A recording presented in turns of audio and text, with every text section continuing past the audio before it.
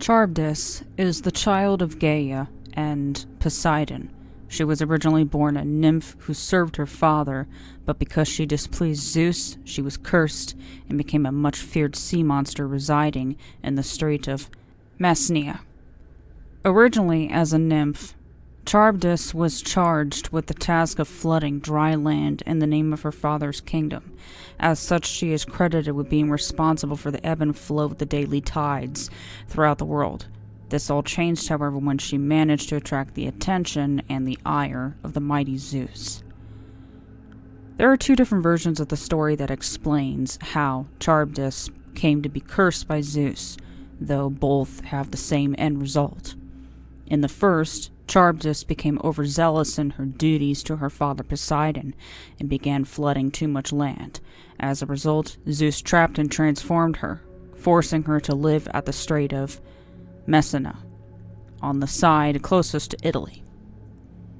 In the second account, she was stealing and eating sheep belonging to Heracles, which he in turn had stolen from Riordan in his 10th labor. The fact that Charybdis had stolen what Heracles had rightfully kidnapped enraged Zeus, and he punished her as a result. Regardless of which tale you choose to believe, the punishment Charybdis received from Zeus was the same. He transformed and imprisoned her at the Strait of Messina. Trapped either in a cave or under the rock on which a huge fig tree grew, she was allowed to continue her duties, but only 3 times daily for ebb and 3 times daily for flow.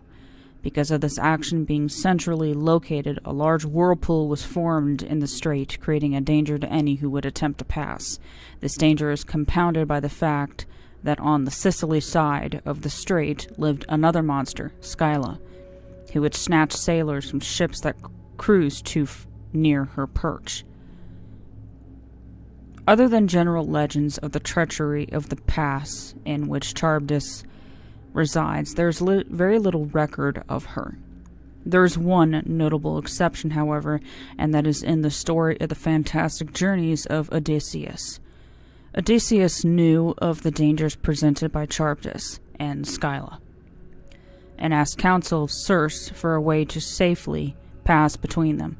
She advised Odysseus that there was no truly safe passage, but told him that if he were to sail closer to Scylla, he would lose only a few men, while sailing close to Charybdis, he would lose his men, his ship, and his life.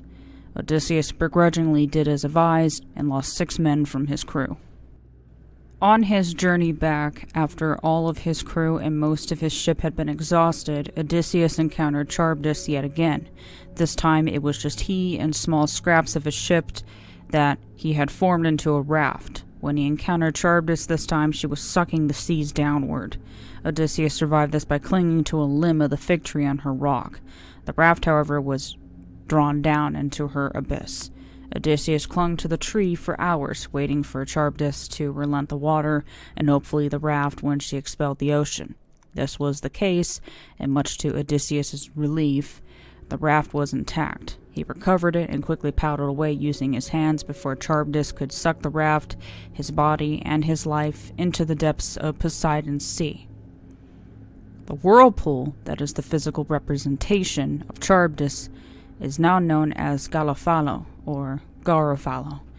She is still credited with being in control of the daily tidal influences. She, along with Scylla, is also used in a colloquial phrase to represent being trapped between 2 equally unpalatable choices, caught between Scylla and Charybdis.